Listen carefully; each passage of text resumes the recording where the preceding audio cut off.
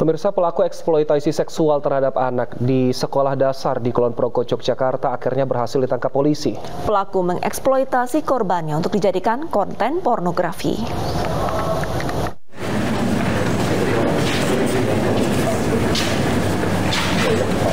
Muhammad Maulana, pelaku eksploitasi seksual terhadap siswi sekolah dasar ini ditangkap di rumah kontrakannya di Gresik, Jawa Timur.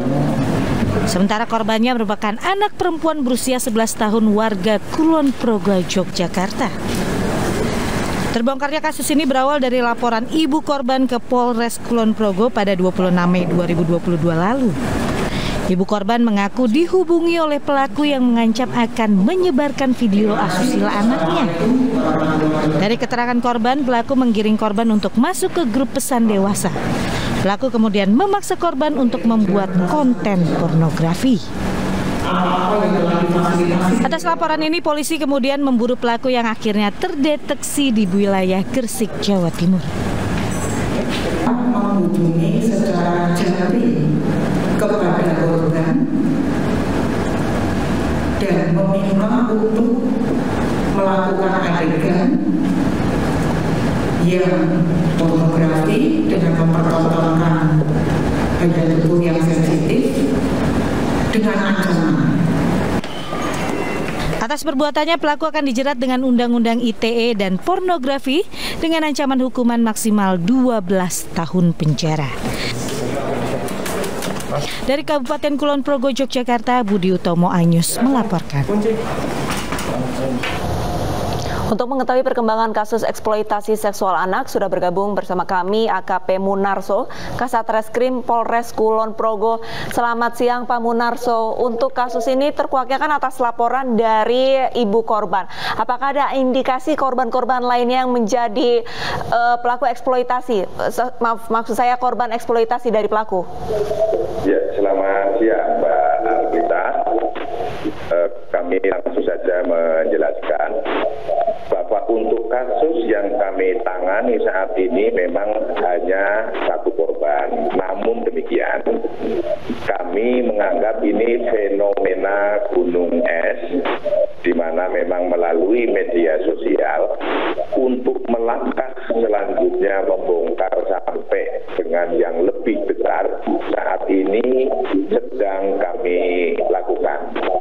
Tentunya dengan arahan dan bekerja sama dengan lintas atas, dalam hal ini Polda Daerah Istimewa Yogyakarta, Direktorat Kriminal Khusus. Demikian. Baik, Pak Munarso, sebenarnya seperti apa modus awal dari pelaku dan dari mana idenya ini terbentuk?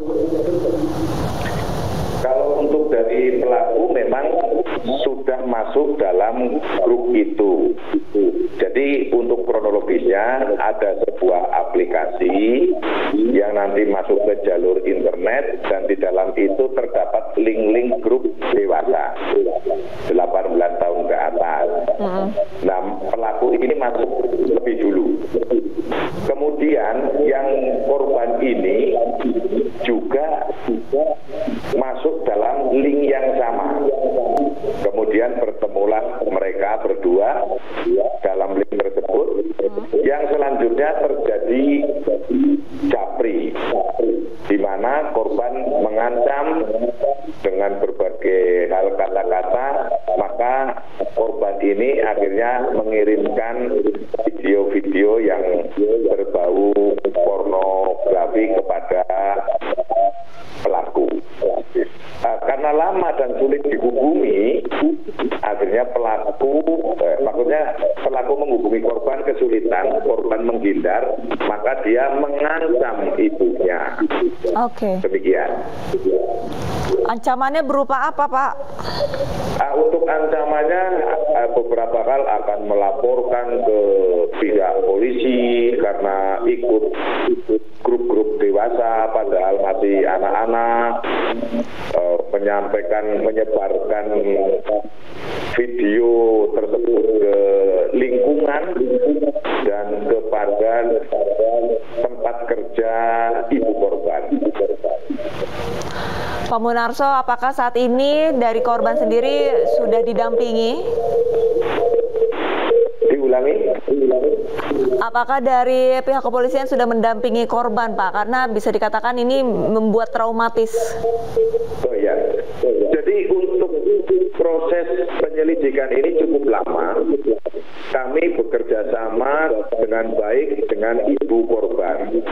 Bahwa korban ini masih sekolah dan ada masa pada ujian. Maka kami melakukannya berkoordinasi dengan ibu, dari penyidik menanyakan ke ibunya untuk hal-hal yang dibutuhkan oleh penyidik. Kemudian ibunya menanyakan kepada si anak. Si anak setelah diberitahukan kepada penyidik, maka kami tuangkan dalam berita acara pemeriksaan. Dan setelah ujian ini selesai, kami ngegas proses kasus ini dan dapat menangkap pelaku Maulana ini di Gresik, Jawa Timur. Untuk kasus ini tidak hanya ditangani oleh polisi saja. Dari Polda Daerah Istimewa Yogyakarta mengatensi kasus ini, termasuk tadi malam sudah berkoordinasi dengan pihak Pendidikan Nasional Kulon Progo untuk mengambil langkah-langkah edukasi ke depan untuk mencegah agar supaya anak-anak SD ini memiliki pengetahuan tentang ITE sehingga tidak mudah sebagai korban dan mencegah untuk sebagai pelaku. Terkait psikologi anak, kami kemarin pada saat press release ini juga sudah berkoordinasi dengan pihak psikologi Rumah Sakit Umum Daerah Wates. Yang kedua berkoordinasi dengan Dinas Sosial PPPA Kabupaten Kulon Progo, sehingga penanganan kasus ini tidak ditangani oleh Polres Kulon Progo sendiri, namun melibatkan semua pihak. Demikian. Baik, Pak Munarso, dari pemeriksaan terhadap pelaku, video ini nantinya apakah dijual secara online atau memang untuk konsumsi pribadi atau semacam ada unsur pedofilia di sana, Pak? Untuk tepatnya kami belum bisa memberikan hal yang tepat karena pemeriksaan terhadap pelaku masih berjalan terus. Namun hal yang sudah kami dapat baru untuk konsumsi pribadi.